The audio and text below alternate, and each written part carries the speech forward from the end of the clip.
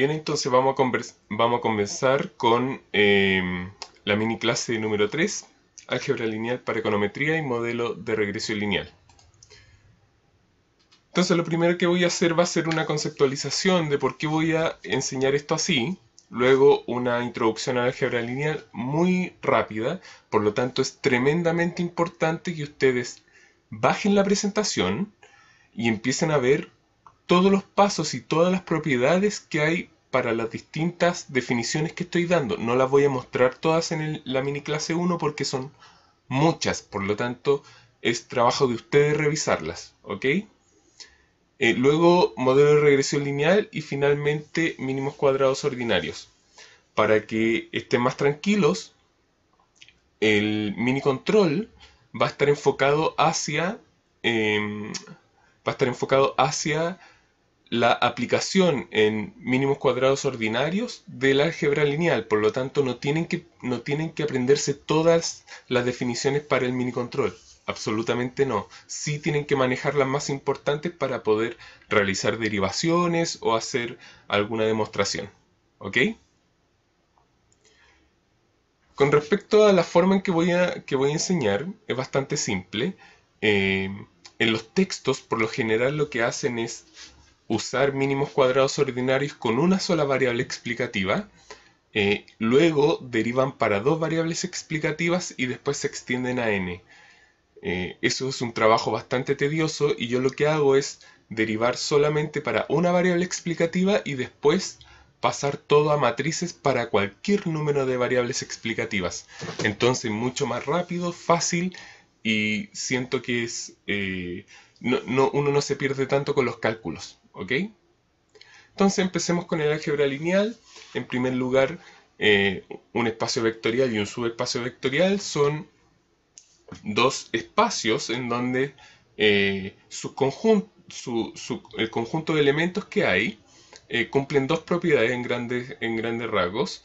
La primera propiedad es que existe el cero dentro de ese conjunto y en segundo lugar existe la suma entre elementos de su espacio o del espacio y existe una multiplicación por escalar. Es importante recordar el concepto de lineal independencia. La lineal independencia significa que eh, no existe una combinación lineal, o sea, no hay una combinación entre dos elementos del conjunto que puedan generar a un tercero. Cuando todos son totalmente independientes, no hay ninguna combinación lineal que lo genere. Eso significa que en ese espacio todos sus elementos son linealmente independientes, o sea, no existe ninguna combinación lineal que pueda generar a ninguno de esos elementos. ¿Ok? Por lo tanto, cuando yo hablo de dimensión de un espacio vectorial, es exactamente el número de elementos linealmente independientes que tiene ese espacio. ¿Ok? Como de forma importante, cuando uno tiene más vectores, o sea, más elementos, en realidad no voy a enfocarme netamente en vectores, pero cuando uno tiene más elementos que los que están descritos por lineal independencia, todos los demás, por lo tanto, son linealmente dependientes, o sea, fueron creados por elementos dentro del conjunto. ¿Bien? Un concepto importante dentro del álgebra lineal son las distancias. Una es la norma euclidiana y ustedes la conocen bastante bien. La otra es la distancia euclidiana y acá está definida. Por otra parte existe el producto punto. Bien, el producto punto es simplemente la multiplicación de cada coordenada de un vector. Bien, sumado y ahí está la expresión matemática. Lo más importante de todo esto es que yo puedo realizar combinaciones de propiedades entre medidas de distancia. Para nosotros la más importante va a ser la proyección. ¿Por qué? Porque en el mínimos cuadrados ordinarios uno genera una proyección. ¿Ok? Lo que uno está haciendo es tener un vector, en este caso y lo proyecta sobre un plano B, que es un espacio de un montón de vectores, y la proyección va a ser exactamente el vector que se genera dado este vector i proyectado sobre el plano B y donde esta proyección es exactamente 90 grados. ¿Ok? Con respecto a las matrices, lo interesante es que cuando uno está multiplicando dos matrices, uno podría darle un sentido de lineal independencia. Acá en la tercera línea vemos que hay una matriz de 2 por 3 que está multiplicándose por una matriz, o en este caso un vector, de 3 por 1. Se puede realizar la multiplicación. Lo interesante es que yo puedo representar esa multiplicación como una combinación lineal entre distintas columnas de la primera matriz. Eso significa que yo le puedo dar a esto una interpretación de lineal independencia. O sea, si todas las columnas de la matriz X son linealmente independientes, no va a haber ninguna, no va a existir una combinación de alfas, en este caso, que sea distinta de cero. ¿Ok? Lo otro es el concepto de invertibilidad. Existe una matriz invertible tal que multiplicada por la original da la matriz identidad. ¿Ok? El núcleo, la imagen, la nulidad, el rango son todas condiciones de subespacios vectoriales. Y para nosotros van a ser interesantes conocerlos porque nos van a dar ciertos criterios para saber, para estudiar la invertibilidad de una matriz. Y es tremendamente importante para nosotros estudiar esas propiedades. Eso los dejo netamente para ustedes. Está explicado en la presentación y también en un documento que le acabo de subir. ¿Bien? Veamos un pequeño ejemplo. Supongamos que tenemos un subespacio vectorial cuya base, o sea, cuyos elementos mínimos para generar todo el espacio están dados por x1, x2 hasta xk, y sea un vector i que pertenece a Rn, ¿ok? La proyección ortogonal, tal como la habíamos visto antes, de i con respecto al espacio B, donde viven todos estos vectores x, está escrita como una combinación lineal, porque estoy multiplicando esa matriz por ese vector. Si se fijan y recuerdan la primera clase, la representación es muy similar a la representación de un modelo lineal en su forma matricial. Acá yo le estoy mostrando una derivación en donde exactamente el vector que se está proyectando sobre,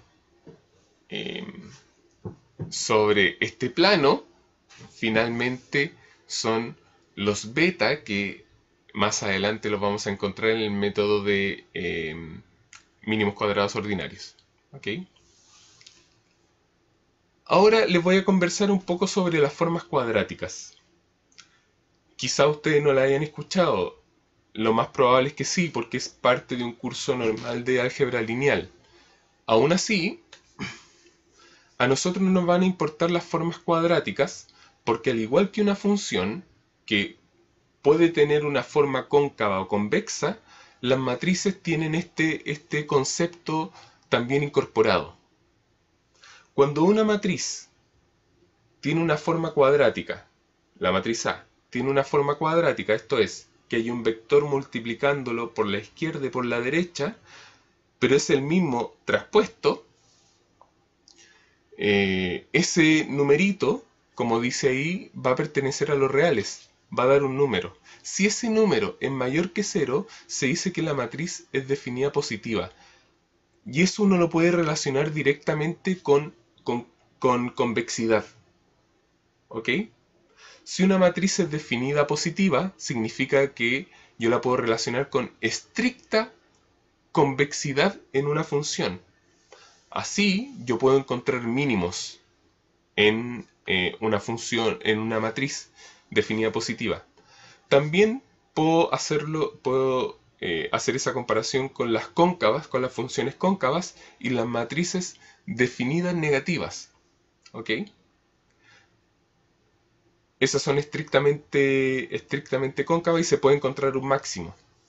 Cuando yo tengo una matriz semidefinida positiva o semidefinida negativa, significa que existe un valle en estas funciones.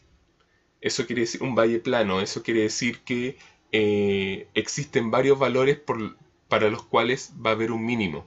Por lo tanto, no va a existir un único mínimo. A nosotros, en particular, nos va a interesar mucho que las matrices sean definidas positivas o definidas negativas. ¿Por qué? Porque si la forma cuadrática de una función es definida, ya sea positiva o negativa, A va a ser invertible. ¿Y por qué nos interesa la invertibilidad de A? Es porque en algún momento nosotros las matrices que vamos a ocupar en representaciones matriciales las vamos a tener que invertir. Y si no las podemos invertir, no vamos a poder hacer el trabajo matemático. Por lo tanto, nos interesa mucho estudiar la invertibilidad y por lo tanto las formas cuadráticas nos ayudan a averiguar si esas matrices son invertibles o no. ¿Ok? Para poder saberlo, vamos a ocupar los conceptos de valores propios o eigenvalues y vectores propios o eigenvectors. ¿Ok? Y esa es la definición. Si hay una matriz, tiene un valor propio al cual está asociado un montón de vectores propios, tales que se estén cumpliendo esa ecuación. A por un vector propio va a ser igual a un valor propio por su vector propio. Bien, esto se ve bastante en en modelos estocásticos, pero es importante para nosotros conocerlo. Bien, si nosotros tenemos estos valores propios, hay que calcularlos. Existe una forma muy larga de calcularlos y una forma simple de hacerlo es a través de los determinantes. El determinante de una matriz de 2 por 2 simplemente representa el área que se forma por el poliedro entre las columnas de esta matriz. Si uno lo quisiera ver en Rn, simplemente es un hipercubo o en la dimensión que exista. Pero finalmente son áreas o volúmenes lo que estamos trabajando. ¿Ok? Ustedes deben conocer el cálculo de determinantes y hay un método que se llama el de menores y de cofactores, así que les pido recordar cómo se calculan.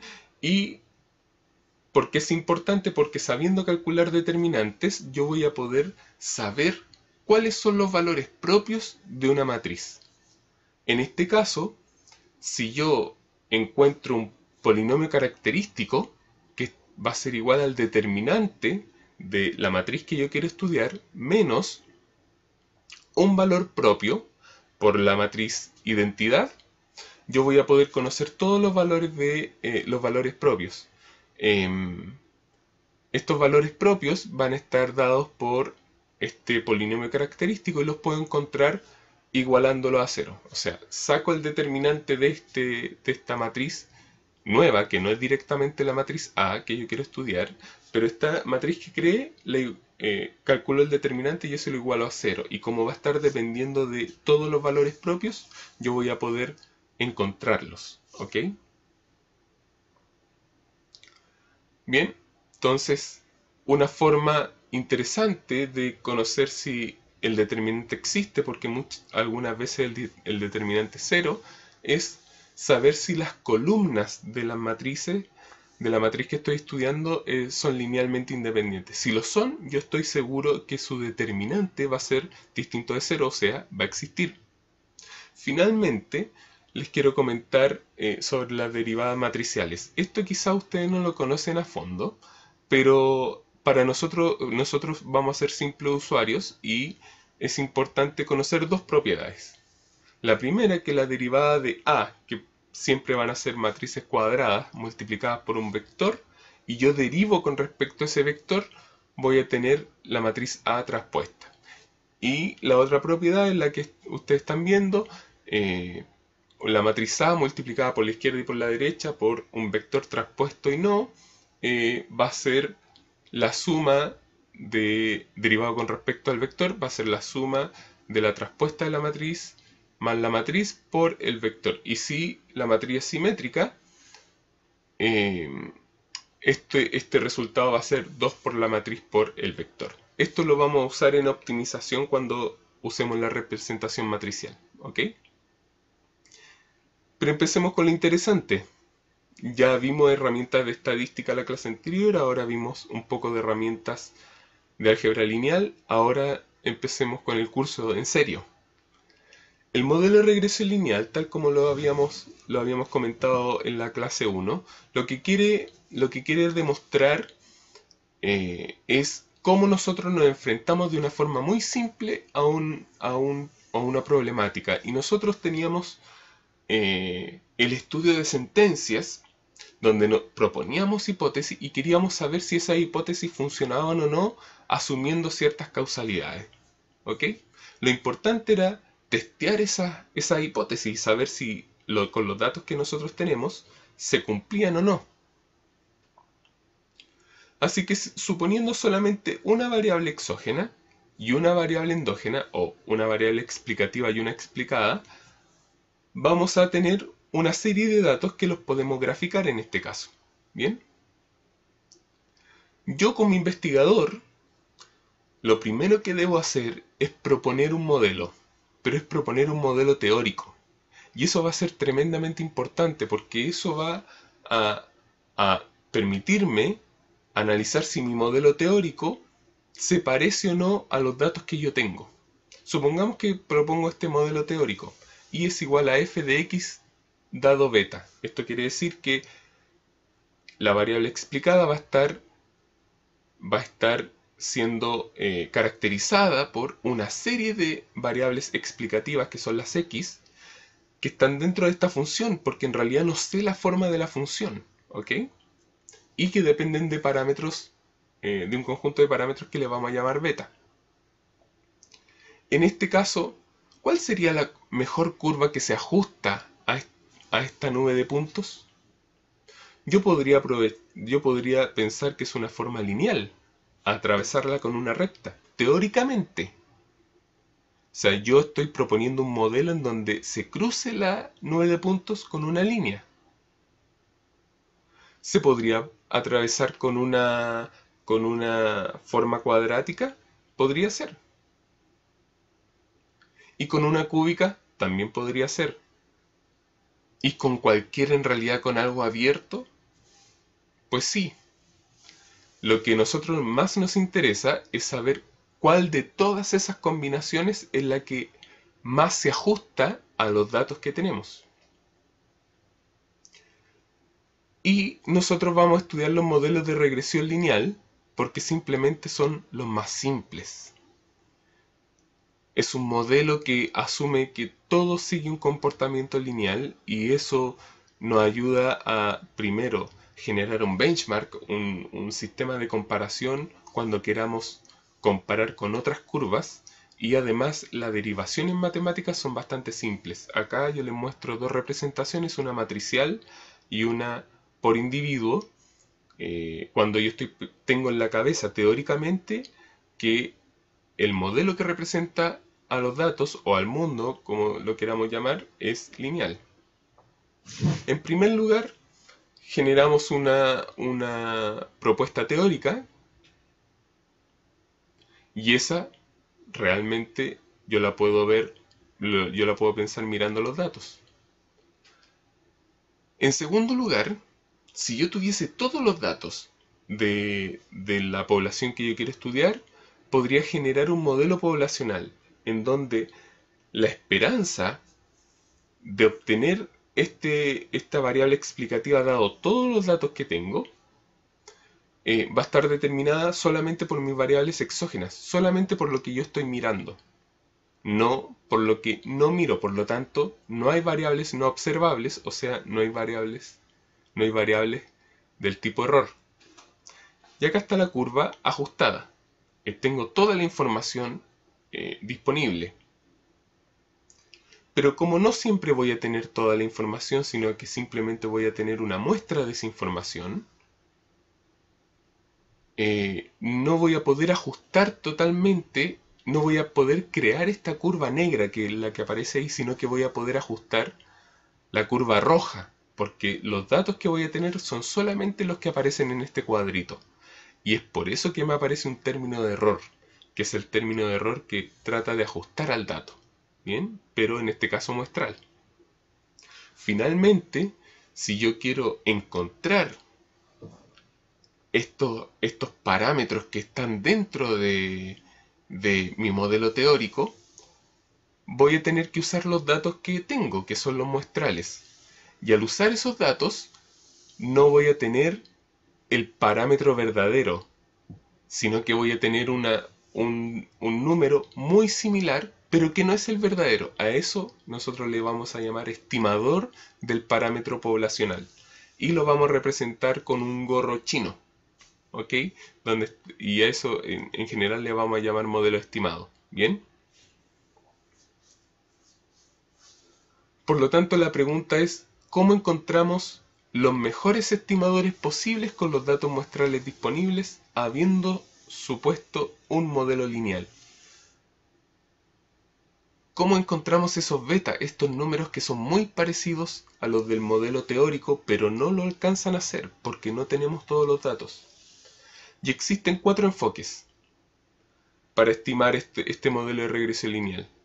Y el primero es el mínimos cuadrados ordinarios, el más completo, o sea, es el más estudiado, pero a la vez el que tiene más falencias. Este es el que nos va a llevar la mayor parte del curso, pero además vamos a aprender 3. Otro es el método de máxima verosimilitud, y lo que trata de hacer es pensar si uno pudiese elegir los datos, cuál es la probabilidad de que esos datos se hayan generado. ¿Ok? Lo vamos a estudiar en la próxima clase. El método generalizado de momentos lo que hace es proponer a priori teóricamente una distribución de los datos y con los datos verdaderos se hace un match entre los dos y se trata de igualar el momento muestral con el momento teórico, y así se encuentran el valor de los parámetros. Y en último lugar, la estimación bayesiana es simplemente una estimación que asume una distribución de los datos, asume una distribución a priori de los parámetros, y junto a esas dos cosas yo puedo encontrar una distribución a posteriori de los estimadores. Bien, estos 3 últimos métodos no los vamos a ver en total profundidad, pero sí los vamos a revisar la próxima clase. En esta clase nos vamos a dedicar a estudiar el primero, el mínimos cuadrados ordinarios. Y lo primero que vamos a hacer va a ser, tal como les decía al principio de esta mini clase, vamos a asumir una sola variable exógena. Con una sola variable exógena vamos a tratar de minimizar el error estimado, y elegir los parámetros beta 0 y beta 1, porque estoy considerando que mi regresión tiene una constante y un factor de escala. Derivando, haciendo las condiciones de primer orden, puedo encontrar estas ecuaciones, que son las ecuaciones normales. Son 2 ecuaciones, un sistema de 2 ecuaciones con 2 incógnitas, y solucionándolo voy a tener las dos incógnitas en función de lo que tengo, que son datos. ¿Cuál es el problema? Que si yo tengo 3, 4, 5 o más variables explicativas, este cálculo se hace muy difícil. Por lo tanto, lo mejor es utilizar matrices, y por eso es el álgebra lineal. Al minimizar esta expresión, que está elevada al cuadrado, si se fijan, son los errores al cuadrado, y esa representación simplemente es la matriz multiplicada por sí misma, pero con su traspuesta.